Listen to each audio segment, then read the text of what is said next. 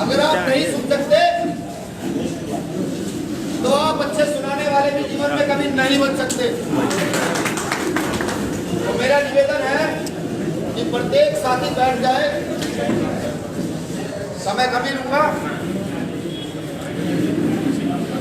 सुनने का काम करें।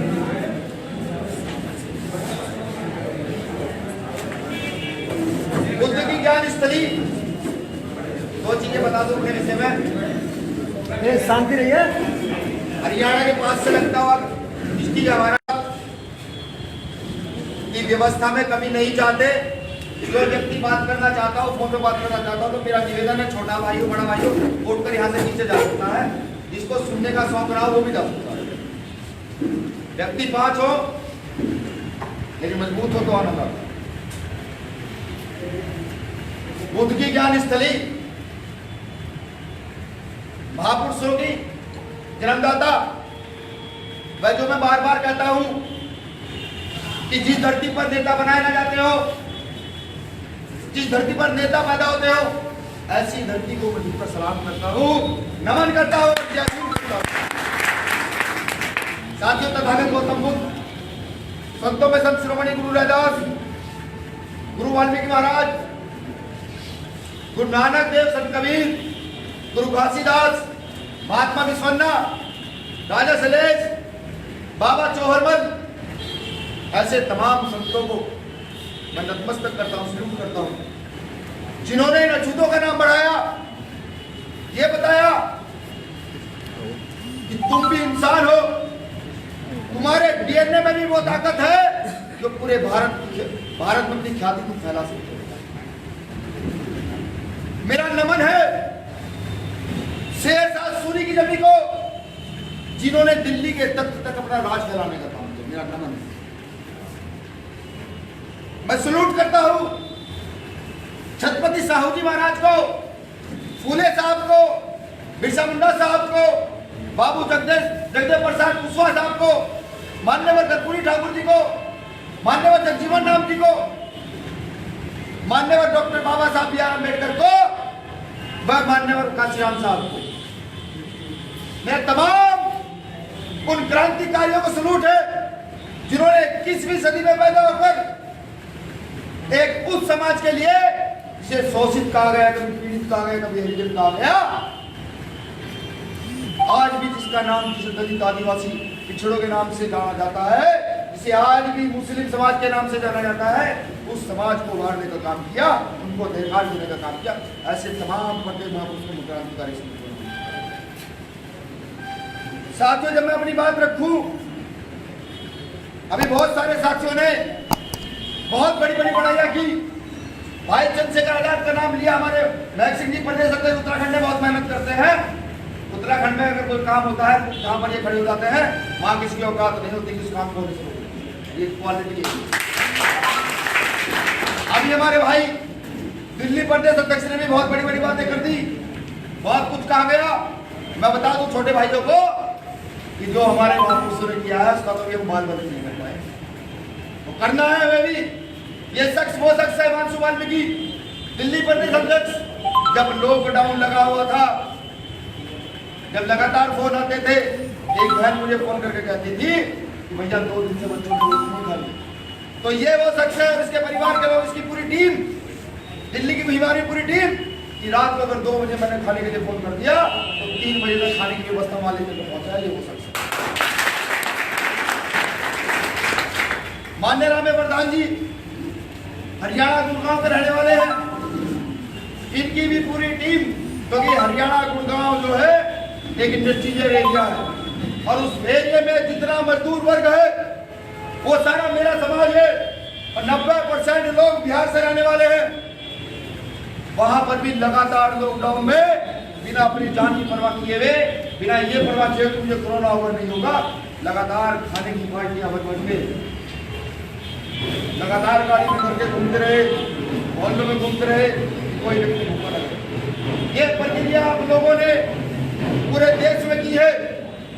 मैं बता दूं, अब मैं चंद्रशेखर आजाद के विषय में बता दूं, मैं अपने विषय में भी बता दूं कि ना तो उनका कोई राजनीतिक बैकग्राउंड था, ना कोई सामंती बैकग्राउंड था।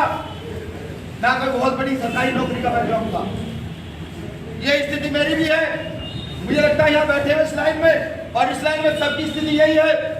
ना कोई राजनीतिक बैकग्राउंड होगा, जिसका बड़ा राजनीतिक बैकग्राउंड होगा वो यहाँ हम लोगों को सुनने के लिए आए नहीं सकता। उसका कारण है उसके दिमाग में हम लोगों का डर बस गया। ये भारत का इतिहास कहता है कि जिसने आंदोलनों की राह पकड़ी है या तो वो इस दुनिया से चले गए हैं वरना इस देश की गलियों पर भी बैठ कर ये यहाँ कहता है।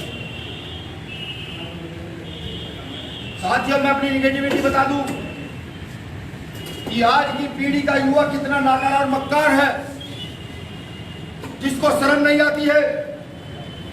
5,000 दिया, हम लोगों को वस्त्र पहनने का अधिकार दिया, यहां पर बोलने का अधिकार दिया। लेकिन हम वो नाकारा लोग हैं जिन्होंने मात्र 72 साल में भारतीय संविधान की प्रतियां, इस संविधान की प्रतियां दिल्ली की गलियों में जलवाने का काम किया, दिल्ली के संसद के सामने जलवाने का काम किया। हुए या नहीं हुए नाकारा, हुए या नहीं हुए मक्कार, हमने सिर्फ खुद का स्वार्थ देखा। मैं ये बात भारत के प्रत्येक युवा के लिए कह रहा हूं, उसके लिए कह रहा हूं जो इस भारतीय संविधान में विश्वास रखता है, मैं उसके लिए कह रहा हूं जो अमन पसंद है, मैं उसके लिए कह रहा हूं जो प्रगतिशील व्यक्ति है। विडंबना देखिए, इस लोकतांत्रिक देश में जहां पर रिजर्वेशन का ठीकरा बहुत सारे लोग फोड़ते हैं, जहां पर रिजर्वेशन के बल पर संसद में, विधानसभाओं में हमारे लोग जाकर के बैठ जाते हैं। एक आवाज ये नहीं उठी कि संविधान की प्रतियां जलाई गई है कि हमें इस पर कुछ नहीं करना। ये शर्म की बात है, शर्म आनी चाहिए हमें। हम ऐसे लोगों को जूते की नोक पर रखते हैं जो संविधान की रक्षा के लिए आवेदन कर सकते हैं, जूते की नोक। हम लोगों ने आंदोलन किया दिल्ली के अंदर, सब जेल में थे, मैं अकेला प्राणी काट रहा था। आंदोलन की घोषणा कर दी।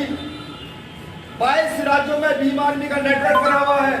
22 राज्यों में जिस जिले में चले जाएंगे उस जिले में भीम आर्मी का कार्यकर्ता होगा और जिस गांव में चले जाएंगे उसमें भीम आर्मी का समर्थक है। कार्यक्रम की घोषणा की गई, सरकार ने पूरी ताकत लगाई उस कार्यक्रम को पूर्ण करने के लिए। लोग नहीं पहुंचे, लेकिन ये समझ आ गया कि कुछ लोग ऐसे भी भारत में रहते हैं जो इतने बड़े शोषण के बावजूद भी लड़ने के लिए तैयार है। अभी 2 अप्रैल सबको याद होगा, इतिहास में दर्ज हो गया है। कृति जो है पूरे भारत में है। विदेश तक के लोग कहते हैं कि आज तक इतना बड़ा वंडर आजादी के बाद तो पहली बार हुआ है, वरना आजादी से पहले कभी हुआ है। अब सोचना होगा कि उस बवंडर में जो हमारे बीच से हमारे भाई खोए हैं, जो 13 बच्चे शहीद हुए हैं, उनके परिवारों का क्या? भारत की राजनीति में दलित नेता, शेड्यूल कास्ट नेता, मुस्लिम नेता, सारे नेता हैं जो बहुजन की बात करते हैं, बहुजनों के बल पर वहां बैठते हैं। क्या उन सभी नेताओं के पास 1-1 लाख रुपए नहीं थे कि उन बच्चों के, उन घर के बच्चों को दे दिए जाए, कम से कम 6 महीने की रोटी को? नहीं थे। हमने आवाज तक नहीं उठाई। हम सोशल मीडिया पर लिखते हैं तेरी जाति है, मेरी जाति है, तू फलाने का वंशज है, तू ढिकड़े का वंशज है। हमें शर्म नहीं आनी चाहिए, नहीं आनी चाहिए शर्म। आज देश में सिर्फ 100 ग्राम मीट के लिए अखलाक को मार दिया जाता है, तो हमें शर्म नहीं आनी चाहिए। हमें शर्म आनी चाहिए। हम इस देश के नागरिक हैं, हमारे पूर्वजों ने इस देश के लिए शहादत दी है। अगर इस देश की स्मिता पर कोई याद आती है तो भारत के प्रत्येक युवा को निकलकर खड़ा हो जाना चाहिए, सबको खड़ा होना चाहिए। अभी मेरे साथी भी मुझे कहते थे कि इंट्रोडक्शन में बहुत टाइम लग जाता है। नहीं, अगर आप पढ़े लिखे हैं, बहुजन मूवमेंट जानते हैं, तो प्रत्येक विरोध में जो गलत देश के अंदर हुआ है वहां आपकी आवाज दिलानी चाहिए, चाहे आप मजदूरी करें। जब तक ऐसा नहीं होगा इस भारत देश के अंदर समानता किसी कीमत पर आएगी। अभी नजीक जो जेएनयू का ब्रिलियंट स्टूडेंट था, जो मेडिकल था, उसकी मौत का कारण शायद आपको पता नहीं है। मौत का लाश नहीं मिली, आज तक जांच चल रही है। उसको मात्र इसलिए गुम किया गया कि वो डॉक्टर बाबा साहब बी आर अम्बेडकर का अनुयायी था, वरना उसमें दूसरी कोई कमी नहीं। हमें समझना पड़ेगा। जब तक देश में ये है, ये जब तक देश में है, प्रधान जी अगर चोरी करते तो जेल जाएंगे। जब तक देश में ये है, ये सबको समझना पड़ेगा और बताना पड़ेगा। अभी तबरेज अंसारी की मॉब लिंचिंग में हत्या की गई, बाद में कहा गया वो चोर है। चलिए मान लेते हैं, सरकार ने कहा वो चोर है, चोर मान लेते हैं।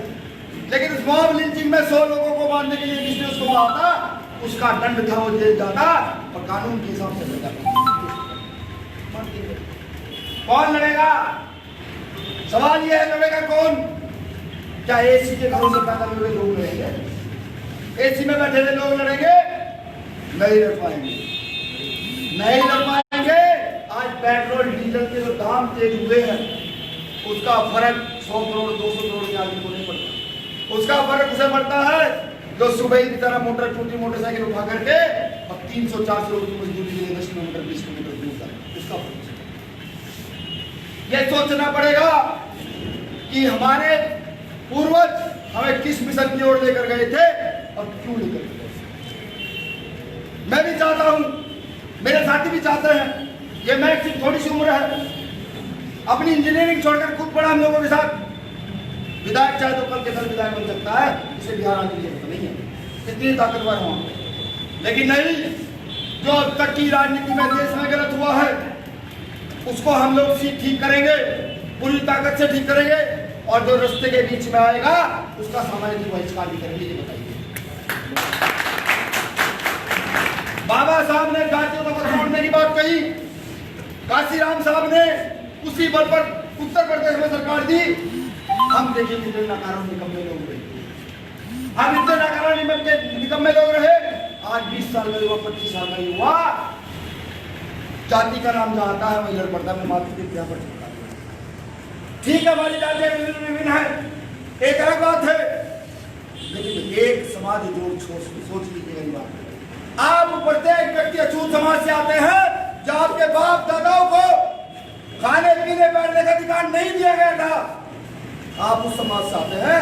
अगर उस बात को अगर भूल गए होंगे तो मैं 2 बात कहता हूं दोस्तों। पहली, जो अपने पूर्वजों का कारवां आगे बढ़ाए वो कपूत होता है, समझते कपूत। जो बेकार का लड़का होता है, बेकार का पूत होता है, वो निकम्मा। और जो अपने महापुरुषों का कारवां बढ़ाए वो पूत होता है। अब आप लोगों को तय करना होगा किस दिशा की ओर चलना है। मजबूती के साथ अगर खड़ा आवाज नहीं सुनेंगे तो कल की राजनीति में और लोग चाटुकार हो जाएंगे। चाटुकार नेताओं पर ब्रेक लगाना है। देश की राजनीति में लाखों पद है, एक वार्ड मेंबर से लेकर एक राष्ट्रपति तक। लेकिन अगर उनमें से 10% पदों पर भी ईमानदार और कर्पूरी ठाकुर जैसे था, उस वजह से मान्यवर काशीराम साहब जैसे लोग चले जाए तो इस देश की राजनीति में हिस्सा हो जाए। हमें करना क्या होगा, हमें समझना क्या होगा। ये बड़ा क्वेश्चन है।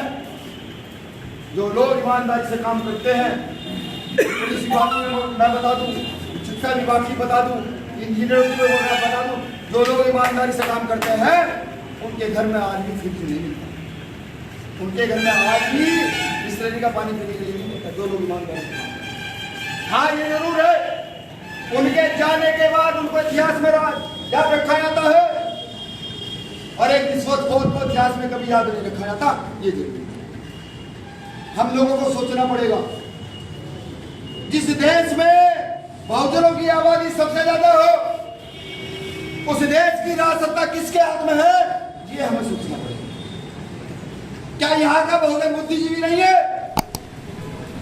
ये हमें सोचना पड़ेगा। क्या हमारे IAS PCS डॉक्टर इंजीनियर नहीं है, ये हमें सोचना पड़ेगा कि अगर देश में हम सारी व्यवस्था चला सकते हैं तो इस देश को क्यों नहीं चला सकते। याद कीजिए तथागत गौतम बुद्ध को, इन्होंने शांति और समृद्धि की बात करी और पूरे विश्व में नाम कमाया। वो आप ही के देश से पनप कर भर गए, इसी धरती से ज्ञान निकल गए। याद कीजिए सम्राट अशोक को तलवार के बल पर राज स्थापित किया, लेकिन आज सबसे बड़े शांति और समृद्धि के प्रतीक लैला। याद कीजिए गुरु रैदास जी को, जब खाने पीने का अधिकार नहीं था तो कहा उन्होंने, चाहूं ऐसा राज में मिले सबन मोहन, छोट बड़े सब सन बसे रैदास में 600-700 साल पहले। आपके डीएनए में भी उन्हीं का असर है, वो असर आप लोगों को बाहर निकालना पड़ेगा। भारत की सारी राजनीति, जब बीजेपी और संघ केरल के अंदर गाय काट सकते हैं, अपनी विचारधारा के विपरीत उनके मंत्री गाय खा सकते हैं, तो आप लोग एक जगह इकट्ठा क्यों नहीं?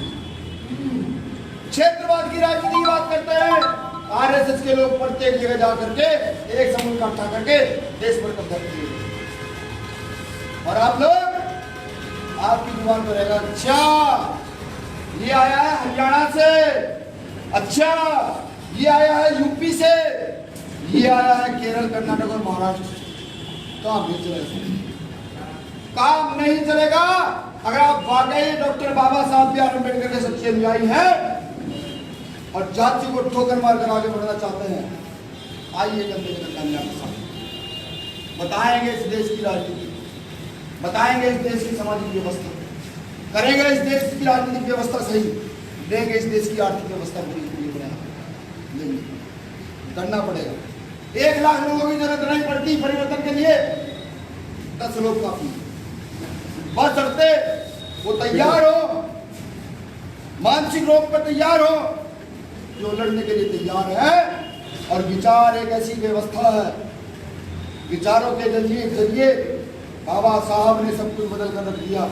काशीराम साहब ने राजनीतिक आयाम चेंज कर दिया। हम कितने सारे लोग यहाँ पर हैं, ये सब अब करते हैं व्यवस्था भी, जोड़ते हैं पंजाब को बिहार से, जोड़ते हैं हरियाणा को राजस्थान से, जोड़ते हैं मध्य प्रदेश को कर्नाटक से, इन सब लोगों को जोड़कर एक जगह इकट्ठा करते हैं और देश में थर्ड फ्रंट की बात करते हैं, अपने अधिकार की बात करते हैं, अपने प्रतिनिधित्व की बात करते हैं। छीन लीजिए कुर्सी देश की, प्रधानमंत्री की कुर्सी छीन लीजिए। आपकी बैलेट में इतना दम है कि अगर आप बैलेट पर मारते चले गए और सिर्फ एक बार ये सोच लिया कि नहीं बस अब तो इस्तीफा कर देते हैं, अगली बार देखेंगे ये गलत होंगे तो बता देंगे, इस देश की कुर्सी पर एक अम्बेडकरवादी प्रधानमंत्री सन 2024 में बैठा करना पड़ेगा। इस सोशल मीडिया का यूज हम लोग गाली गलौज में करते हैं, अपनी जाति व्यवस्था फैलाने में करते हैं, हिंदू मुस्लिम के पचड़े में पकड़ करते हैं, तो सोशल मीडिया का यूज हम इन सारी व्यवस्थाओं को तोड़ते हैं बिल्कुल कर सकते हैं। सीखना पड़ेगा, नहीं सीखोगे तो मैं बता दूं आपको, बीजेपी के पास 100 करोड़ 200 करोड़ हर महीने की व्यवस्था होती है, पूरा आईटी सेल लगा हुआ है यहाँ पूरे देश के अंदर, एक मैसेज डलता है 10 सेकंड में 50 लाख लोगों के पास फॉरवर्ड होता है। और बड़ी बड़ी राजनीतिक दलों के पास, कांग्रेस के पास भी पूरा आईटी सेल है, एक मैसेज डालते हैं वो 1 करोड़ के पास है। सोचिए आपके पास क्या है, आपके पास क्या है मैं बताता हूँ।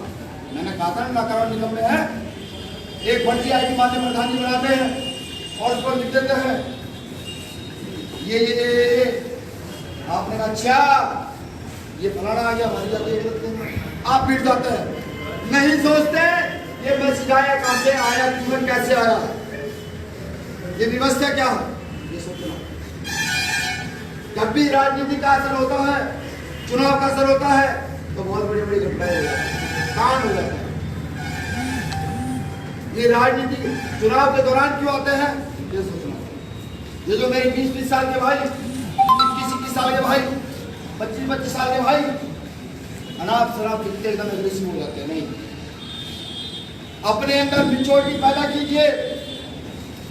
किसी से आप बात करें तो उसको लगना चाहिए कि इसकी समझदारी 40 साल के व्यक्ति की है, बड़े इसकी उम्र 30 साल की समझदारी। अब बात कर लेते हैं पार्टी की। सबने कहा चंद्रशेखर आजाद जी ने पार्टी बनाई, पार्टी है, बहुत सारे लोगों का योगदान है, आप सब लोग यूज करें, सब लोगों ये पार्टी क्यों बनी है समझ लीजिए। जब लगातार ये देखा गया कि 2 अप्रैल में उनके भाई शहीद हुए हैं, ये देखा गया कि SC/ST एक्ट को से लेकर के आरक्षण तक लगातार विवाद है, बड़ा विवाद है इसके लिए। अभी सुप्रीम कोर्ट ने कहा कि ये मोदी के अधिकार नहीं है। सारे नेताओं के पास मैसेज भिजवाए गए, एक नहीं, भारत के अधिकतर शेड्यूल कास्ट नेताओं के पास मैसेज भिजवाए गए हैं। आरक्षण कर रहे हो आप लोगों के साथ मिला, आइए देश में थर्ड फ्रंट की स्थापना कर देते हैं। लेकिन जिसके पास 500 करोड़ हो, जिसके पास 5000 करोड़ हो, वो मुझ जैसे 500 रुपए की, मुझ जैसे व्यक्ति जिसकी जेब में 500 रुपए भी ना हो, उसकी बात का है। जिन लोगों को ऐसी क्या लत पड़ गई हो, अपनी दिशाएं जिन लोगों ने लत कर ली हो, तो मेरी बात का। और मेरे दादाजी कहा करते थे, जब आपको लगे कि आप सबको एक लाइन में लाने में नाकामयाब हो रहे हो, तो तभी अपनी गुस्सा लंबी लाइन खींचने की ओर अग्रसर हो जाओ, और जब एक लाइन में आप चलते चले जाओगे तो कारवा बढ़ता चला जाएगा और लाइन आपकी। ये हकीकत है। RSS के बाद अगर देश में कोई दूसरा बड़ा संगठन है तो उसका नाम भीम आर्मी भारत एकता मिशन। RSS के लोग विश्व में जानते होंगे, भीम आर्मी भारत एकता मिशन को भी लोग विश्व में जानते हैं। अभी जो अमेरिका में नस्लभेद के खिलाफ टिप्पणी हुई, वहां पर भी भीम आर्मी के लोगों का सराहना की गई। वहां पर जो आपके इंडिया से लोग रहते हैं, उन्होंने नस्लभेद की पूरा चर्चा कर लिया। इस देश की राजनीति में अगर आप चाहते हैं कि अच्छे लोगों की एंट्री हो, तो चटुकार नेताओं को जमीन पर पटक देना पड़ेगा। इस राजनीति का आयाम चेंज करना पड़ेगा। यहाँ की जो सही व्यवस्था है उसको कायम करना। हम एक चीज चिक चिक कर कहते हैं, पूरे देश में हमें दंगई बताया जाता है। सहारनपुर प्रशासन ने दोनों को लिखा लंबा लंबा कि नक्सली है। दिल्ली में पुलिस वाले कहते हैं कि कोई नक्सली है। इस सब की आजादी मुझे मेरा संविधान देता है। इस सब की आजादी यहाँ की सरकार और यहाँ के सब लोगों को नहीं है। ये संविधान मुझे कहता है कि जब तुम्हारी बेटी की इज्जत पर हाथ आए, जब तुम्हारी हत्या होने वाली हो, तो अपने सम्मान के लिए, अपने संरक्षण के लिए एट ए टाइम जो कर सकते हो वो कर दो। बाद में फिर आना मेरे पास, मैं अभी दिल्ली के अंदर एक घटना घटती है, सतगुरु रविदास जी का घर बुलाया, ज्यादा बड़ी बात है। बहुत सारे लोग के एक आधा कोई कम करते हैं, लेकिन एक चीज सोचने की है। 700 साल पहला गुरु घर सरकार ने, इस संघ की सरकार ने, सुप्रीम कोर्ट ने 700 साल पुराने गुरु घर के खिलाफ फैसला क्यों लिया? ये बड़ा प्रश्न है। जब 200, 300, 400, 500 साल पुरानी चीजें देश में इतिहास में दर्ज होती है, तो वो चीजें इतिहास में दर्ज क्यों नहीं? ये बड़ा प्रश्न, क्योंकि वो बहुजनों की धरोहर है। वो जानते हैं वो एक ऐसी धरोहर है जहां पर गुरु जी ने उस पर विश्राम किया था और एक मुस्लिम राजा ने उनको इस बार बहुजनों ने फिर ताकत दिखाई। और दिल्ली के अंदर जब निकले सब लोग, वहां किसी ने नहीं देखा कौन किस जाति का था। बिहार से पासवानों की ट्रेन वर्कर पहुंचती है, महाराष्ट्र से बौद्धों की ट्रेन वर्कर पहुंचती है, पंजाब से मालवी की ट्रेन वर्कर पहुंचती है। पूरे देश से अलग अलग जातियों के लोगों की, बहुजन समाज के लोगों की ट्रेन पहुंचती है। दिल्ली का पूरा मुस्लिम समाज निकल जाता है, यूपी से मुस्लिम समाज निकल जाता है। कोई नहीं देखता क्या हुआ। सबके दिमाग में एक बात थी कि हमारे बहुजन महापुरुष का घर तोड़ दिया गया है, उसको वापस दिया जाए। सुप्रीम कोर्ट को अपना फैसला बदलना बड़ी बात है। ये बहुजन एक हुआ, सुप्रीम कोर्ट को अपना फैसला बदलना पड़ा। तो इससे ये प्रतीत होता है देश में अगर कोई ताकतवर है तो वो आप लोग के खिलाफ बहुत सारी रैलियां, बहुत सारे आंदोलन होते हैं, बहुत सारे मुकदमे फिरते हैं, कोई फर्क नहीं पड़ता। और ये बहुजन अगर 1% की संख्या में जब एक बार निकलता है तो दिल्ली की सरकारी सत्ता हिलती है। भैया ये अभी कुछ लोगों ने मुझे कहा कि चंद्रशेखर भाई तो कल के बच्चे हैं, क्या नॉलेज है? हमने कहा अच्छी बात है, बच्चे से बड़ा हुआ जाता है, ये सत्यता है। लेकिन जब वह ट्वीट करते हैं, बिहार में कोई घटना होती है, उस ट्वीट का जवाब देने के लिए प्रशासनिक अधिकारी सारे लग जाते हैं, बिहार का प्रशासन लग जाता है। अमित शाह अपनी पूरी नौकरी बिठाता है कि इसे जवाब दीजिए। वो आदमी कोई आसान आदमी नहीं हो, ये तो होता है, ये तो हमारी समझ में। जिसकी बात का जवाब संघ प्रमुख को देना पड़े, जब आजाद इंडियन से छूटे उन्होंने छुपते ही कहा कि ये देश भारतीय संविधान से चलेगा, संघ नागपुर से नहीं। 2 दिन के बाद स्टेटमेंट आता है संघ प्रमुख का कि ये तो देश संविधान से चल रहा है, संघ से चल रहा है। वो आदमी आम नहीं हो सकता, उसके कार्यकर्ता आम नहीं हो सकते। बस अब तो व्यवस्था बनानी है। धन बल और बाहुबल तो ऑटोमेटिकली आपके पास चला आएगा और उसके बाद राजनीतिक बल आप कब खेच लीजिएगा पता नहीं लगेगा। भीम आर्मी के पास बुद्धि बल है। अभी मैंने पूछा इंट्रोडक्शन दीजिए, भीम आर्मी के किसी भी कार्यकर्ता ने ये नहीं कहा कि मैं ग्रेजुएट से हूँ, तो भीम आर्मी के पास बुद्धि बल तो बढ़ता जाता है। अब धीरे धीरे बुजुर्गों ने आशीर्वाद देना स्टार्ट कर दिया है। भीम आर्मी में आ रहा है और हम जैसे युवाओं को कैटराइज कर रहा है। सबसे बड़ा उदाहरण ये देखिए आपके सामने, बुद्धि बल जब हम इकट्ठा कर दिए हैं, भीम आर्मी के पास जनबल की कोई कमी नहीं है। पूरे देश में जहाँ जाएंगे, जहाँ हम जाते हैं, 1000-2000 लोग छुट्टियों में इकट्ठा हो जाते हैं। 2 घंटे पहले सूचना डालो, 1000-2000 युवा संख्या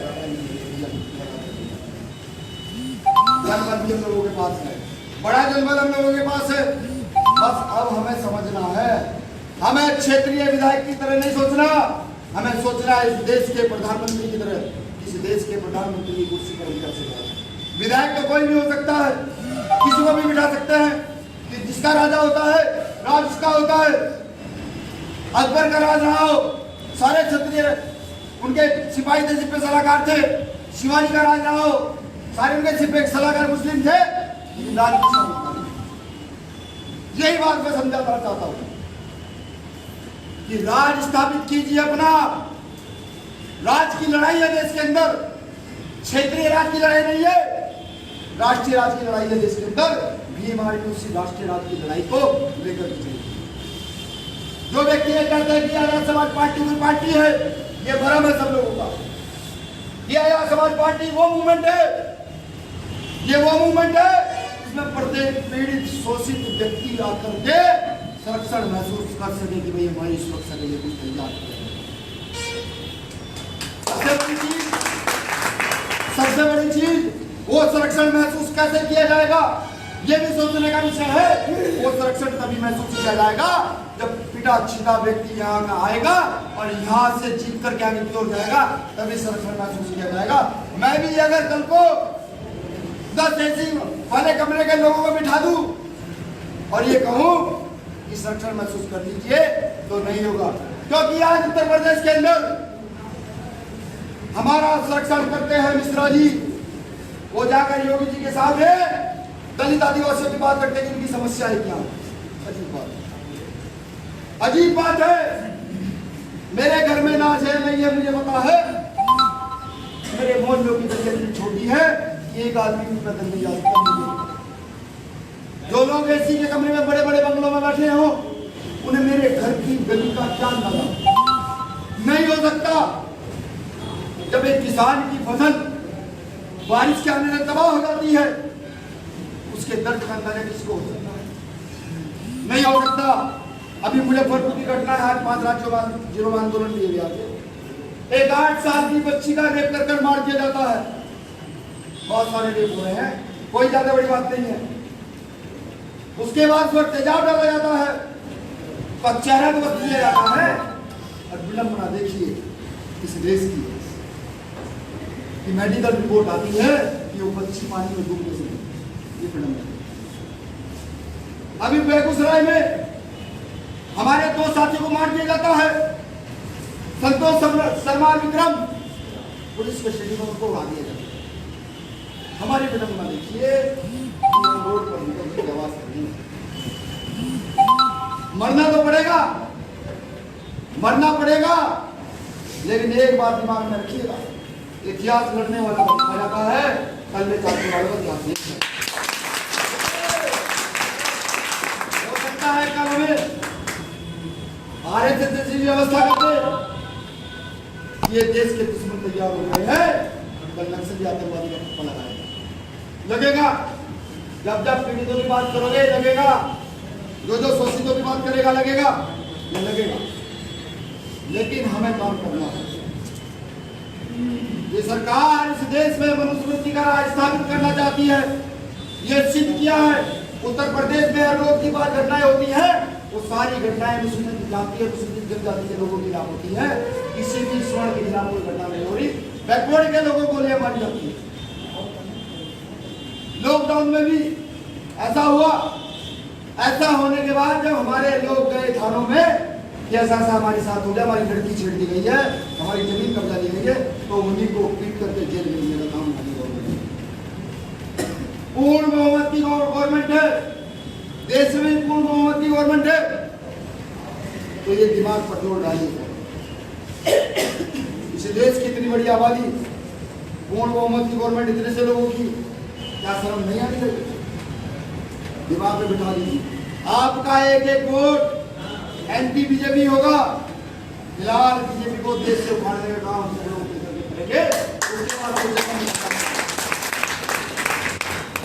हम बताएंगे आने वाले समय में कि युवा लीडरशिप कैसे देश में डेवलप होती है, कैसे युवा पूरे देश में एक साल के अंदर जगह में आकर खड़े होते हैं, कैसे जाति और धर्म की बेड़ियां तोड़ कर जाते हैं। अभी हमारे मुस्लिम साथी थे दिल्ली में, उन्होंने हमसे पूछा, भाई अध्यक्ष जी एक बात तो बता दीजिए, चलिए आपने दलितों को इकट्ठे करने के लिए बहुत प्रयास किए हैं, लेकिन मुसलमान युवा का क्या होगा?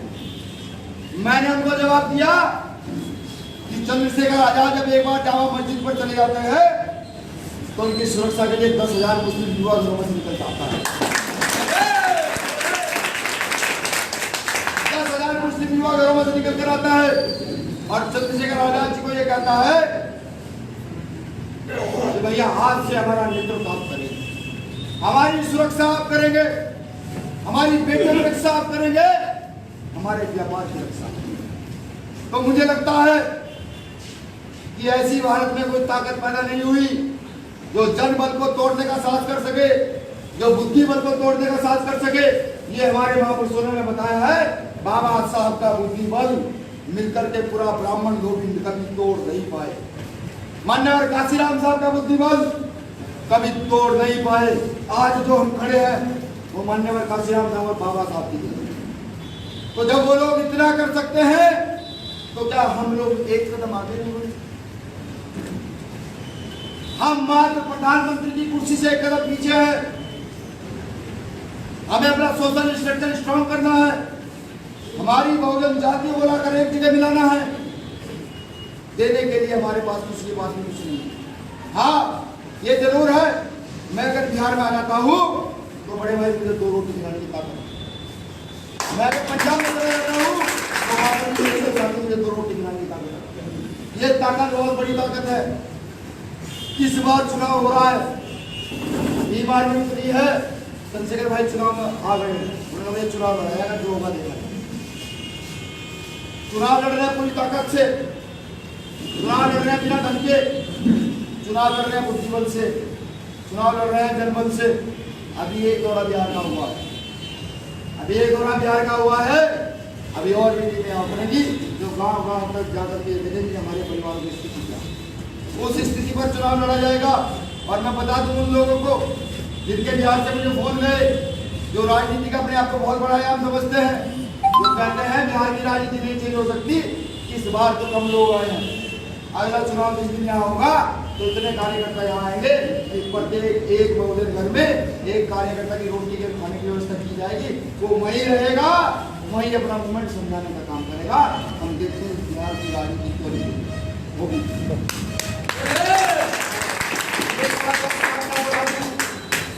ये लोग क्षेत्रवाद की राजनीति को भी फैलाएंगे। उस समय एक चीज दिमाग में रखिएगा, मैं आपके क्षेत्र से आकर मैं आपके क्षेत्र से आकर एमएलए का चुनाव तो लड़ ही नहीं सकता।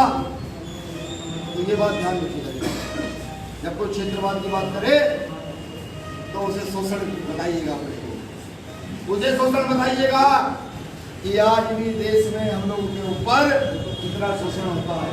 डेली एक बलात्कार हम लोगों के साथ किया जाता है, हमारी बेटी के साथ किया जाता है। बेटी तो क्या है, हमारे परिवार के लोगों की हो रही है।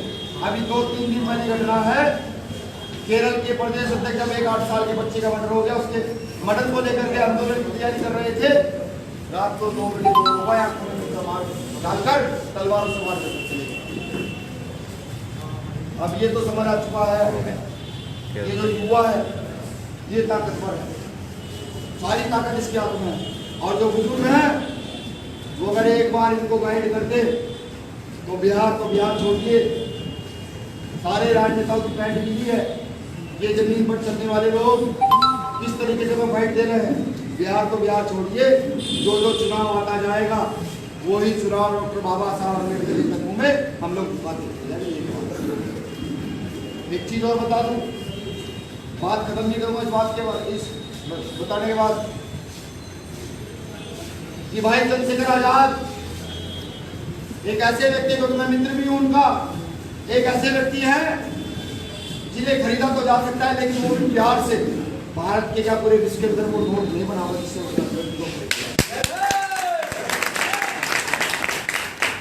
अपनी बात खत्म करूंगा। साथियों, बुलबुल के पंजों में कभी बाज नहीं होती। साथियों, बुलबुल के पंजों में कभी बाज नहीं होते, बुद्धिजीवियों के हाथों में कभी राज नहीं होते। साथियों, बुलबुल के पंजों में कभी बाज नहीं होते, बुद्धिजीवियों के हाथों में कभी राज नहीं होते। इस कौम को पड़ जाती है सर झुका के चलने की आदत, उस कौम के सरों पे कभी ताज नहीं होता।